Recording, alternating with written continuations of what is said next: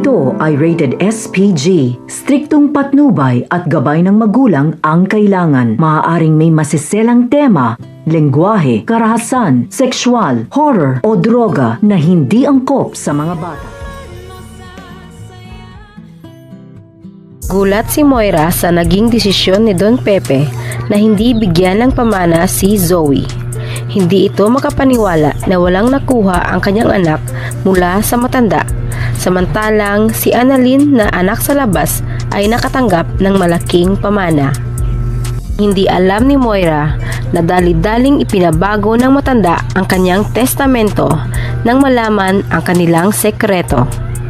Mas lalo pa itong nagwala nang sabihin ng abogado na ibinigay na ni Don Pepe ang malaking shares ng Apex at isa na rito ang pagmamayari ng hospital kay Justine. Kaya inutusan nito si Zoe na mag-apila sa kukunin sanang mana, ngunit sinagot na lamang siya ng doktor na hindi nito kailangan ng pera. Ang tangi lamang kailangan ni Zoe ay ang katahimikan at gusto na nitong lumayo sa gulong kanilang kinasasangkutan. Lalo pa at palaging nagpapakita sa kanya ang kanyang lolo Pepe. Nabigla rin si Annalyn nang marinig ang sinabi ng abogado at hindi makapaniwala na binigyan siya ng malaking pamana ng kanyang lolo Pepe. At naawa para kay Zoe dahil hindi ito pinahalagaan ng kanilang lolo. Ginulat rin ni Giselle ang buong Apex nang biglang ipinakilala si Justine bilang isa sa mga nagmamayari ng hospital at bilang kanyang nag-iisang anak.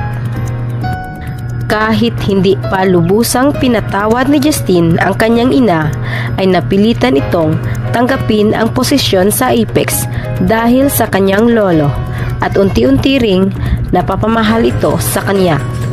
Samantala, nakahalata na si Eric na parang lumalambot ang puso ni Justine para kay Giselle. Kaya tinanong niya ito kung nabawasan na ba ang galit sa kanyang puso para sa ina. Pilit na itinago ni Justine ang totoong nararamdaman para sa ina at sinabing galit pa rin ito. Ngunit sa totoo ay nagdadalawang isip na ito dahil kay Annalyn.